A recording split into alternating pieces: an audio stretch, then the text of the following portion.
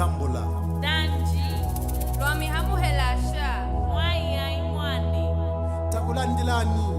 Monile tampokelelani. Shikenu mwani. Welcome to Zambia, the real Africa. Lord, one heart, one mind, one nation is our cry.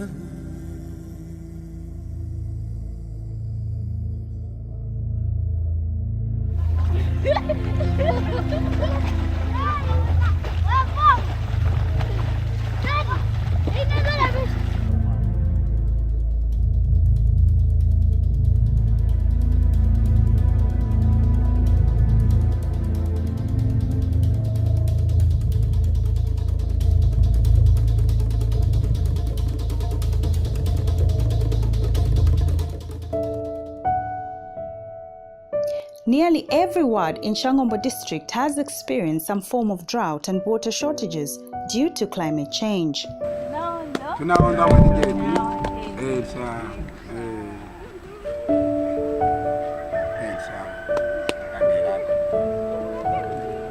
Climate change has affected water supply around the world, and Shangombo district has not been spared, despite Zambia being blessed with the most abundant surface and groundwater resources among Southern African countries.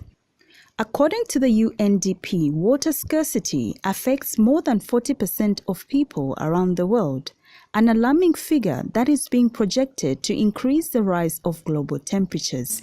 Billions of people around the world, they do not have infrastructure in these places to deliver water to people's homes. So people have to leave their homes, walk long distances, fetch water from perhaps a well or a lake, carry it all the way back to their home. It could be in the billion range for people that don't have access to safe water. When it comes to sanitation, the sanitation crisis is huge. We have made some progress, but there's still so far to go. We're looking at approximately 2.4 billion people lacking access to safe sanitation. Many parts of Zambia have experienced droughts, and whereas we cannot say there's been total crop failure, but there's been widespread crop failure. And I think in Shangombo district there is widespread crop failure. So on the PPCR program, as you may know, it is for climate resilience, that there are adverse climatic changes that happen in our country. For instance, this year, the drought. Now, people must learn or must have in place adaptation capabilities so that they can survive the drought, for instance, that they can survive the shortage of water. That's what the PPCR program aims to achieve. And it has been extended from select wards in the districts to all the wards in the districts, and an extra $14.6 million is on the table. If you give us 30 proposals and then you get 16 approved, that would be a lot of money coming to Shangombo, and it will take the form of water, maybe to be drilling boreholes. In the district, I suppose in particular certain areas, when you drill a borehole, you strike salty water, which is of no use to anybody. But there are other places also, or maybe out of the 5 you drill, 1 might be good. Even that will help the people in that area to survive. So I'm urging the district planning subcommittees, we don't want you to make 3 proposals, 4 proposals and think that you have worked. That is too little. It must be 20 projects and above. You submit, and then you see how many are approved. Maybe all the 20 will be approved. And can you imagine what difference it can make to the people in the district? If 20 PPCR projects, because they all go with dollars, the people will feel that they have a government that cares for their well-being. The Zambia Meteorological Department predicted below normal to normal rainfall for the season. So as Shangombo, we received the below normal this year, such that we have seen widespread, crop failure, including water shortages. It is against this background that the Zambian government has continued to facilitate the provision of quality and sustainable access to water supply and sanitation without leaving anyone behind. Access to water worldwide is recognized as a human right, and the Zambian government aims to address the issue of water with focus on both urban and rural areas. This includes all the 10 wards of Shangombo district. And this is being realized through a number of water projects like the National Rural Water Supply and Sanitation Program, Phase 2, under the Ministry of Water Development, Sanitation, and Environmental Protection, which is being implemented in Western Province, dubbed Transforming Rural Livelihoods in Western Zambia.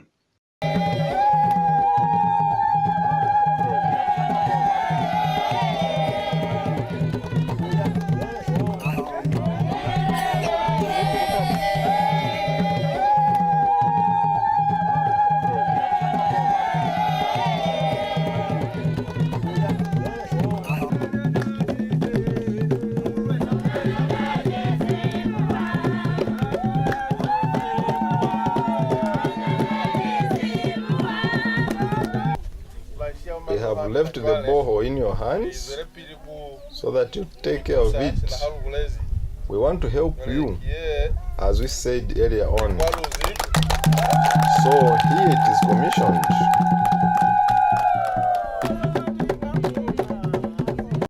Underwater infrastructure, a total of 83 mechanically drilled boreholes, 20 manually drilled, and 45 hand-dug wells will be established by the end of the program in Shangombo district. What has happened here is that we have just launched the borehole drilling exercise here in the Shangombo district. The equipment you are seeing here is a borehole drilling equipment, and this company has been contracted to drill boreholes in Shangombo district. This program is designed to give water to the community because of this drought that has hit the district and other areas.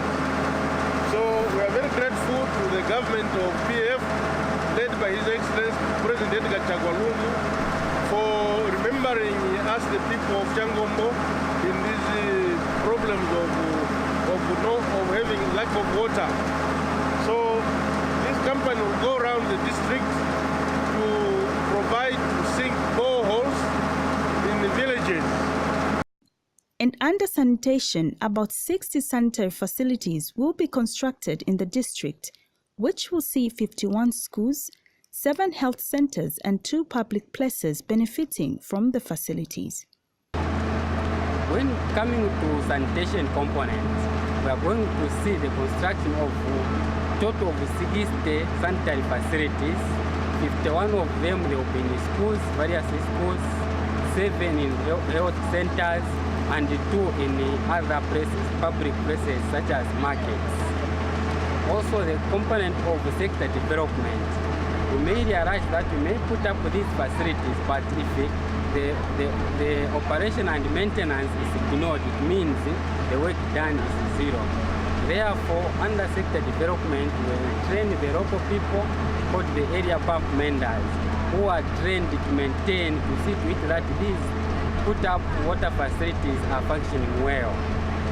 To date, we have trained at Shangombo 15 area pump menders, which brings the number total to 30 in various communities. Also, under the sanitation, we have the community champions, cadres of sanitation, who go around village by village to sensitize and trigger the behavior of the community so that they can realize the importance of having adequate latrines. In order to maintain these facilities, water and sanitation village champions from all the 10 benefiting wards have been trained and equipped with mobile smartphones for sensitization and data collection in their villages. Actually, the CLTS program is looking at community-led total sanitation. It's an approach that tries to improve the sanitation situation in our communities. So it's combined with M&E, monitoring and evaluation. So we are conducting a training that is called WASH INIS. At the same time, we can look at it to be a WASH surveillance program, allowing us to collect the data on the sanitation improvements that will take place in our communities after rolling out CLTS. That goes to say this system, DHIS2, the one where I'm loading the district villages, is a platform where champions will be equipped with phones to upload the monthly reports. So the champions will go and roll out the CLTS approach in their communities, where they will propagate communities to construct latrines, start using them in an effort to curb open defecation, so that our communities can move from open defecation to open defecation free, meaning where they stop defecating in the open and start using latrines. But at the same time, they'll also promote hygiene, where they'll have to encourage the communities not only to just use the latrine, but also to improve their hygiene practices like hand washing. And at the same time, they'll encourage the communities to make their facilities to be adequate. The local government, through the Pilot Program for Climate Resilience, PPCR, has installed solar-powered boreholes to provide water for about 4,000 people in different communities. Projects that we are implementing under the Pilot Program for Climate Resilience, they are there to help our communities adapt to the impacts of climate change. And this is under the drought impact which is being faced in this ward. The facility we can see here is a solar-powered borehole. The tank has a very big capacity for these communities, about 2,500 liters. And this water can be able to help the communities in a number of activities such as agriculture, for drinking, for domestic use, and even for animals to drink. His Excellency President Edgar Chagwa and the PF government are following a policy that prioritizes fighting poverty, especially in rural areas in the country at large. Our cooperating partners, together with the PF government, have launched a program known as PPCR, Pilot Program for Climate Resilience. This program is designed and targeted at ensuring that the communities not only survive the unfriendly conditions of climate changes, but prosper and lead dignified life. This is the special borehole that I'm commissioning today on behalf of the Provincial Minister, Honorable Richard Kapita, MP, and indeed on my own behalf. It was very difficult to find water in the past. Even for our animals, we used to go as far as Mandunga. For our cattle to drink water, we were almost giving up, and the water was brought to us. Now we have taps that are working. We are very grateful for this water. This facility or these facilities, per each facility, about 200 households are expected to benefit from each facility. So each household has 6 people on average. That will be about 1,200 people are expected to benefit from each solar-powered borehole. We are thankful for these boreholes. It is such a great initiative, including the sanitation component of having toilets in all the villages. Hope these boreholes will be in all the villages for our benefit. In order to maintain and manage the boreholes in the villages, PPCR partners with selected residents in providing climate change adaptation trainings to communities in different villages. The idea of bringing the boreholes and the other facilities like toilets is a good idea. If it is possible that each village is given a borehole, for us to have access to clean water like other places, will be grateful. It's first and foremost for reporting. Why do we report? We report to ensure that we have data at the ministry, data at the province, data at the district here. So you are the people we are training to go to your field and bring us that reliable data. So that is what the project is all about. And you can ask me, so when the project has been implemented, people in Imeshe have water. Is in that development. This government of His Excellency Edgar Changwa Lungu is giving boreholes in Shangombo. Water is number one to everyone in Zambia and the entire Africa. This year, there was severe drought. Some places, there is no water. It is scary. The importance of the boreholes will provide clean water, because the issue of not having clean water causes diseases such as trachoma. But with the coming of the boreholes, the diseases will reduce. The program has been very successful and it's very useful to the people of Shangombo. And now they are able to access clean water for themselves and for their animals. The people are very, very appreciative of this program, which we are carrying out, and we are covering the whole Shangombo, and tremendous help, because people now are able to grow their vegetables, because they have water from the same boreholes. They're able to use it in that manner. As demonstrated in Shangombo district, with support from the African Development Bank, government is committed to facilitate the provision of quality, clean, safe, and sustainable access to water supply and sanitation services to the people of Shangombo district. With the issue of water and sanitation being addressed one community at a time, Shangombo district promises great economic opportunities in the near future. The district is located in Western Province with headquarters at Shangombo in Simu Ward, and in the west along the floodplain of the Kwandu River lies Rivungu district of the Republic of Angola.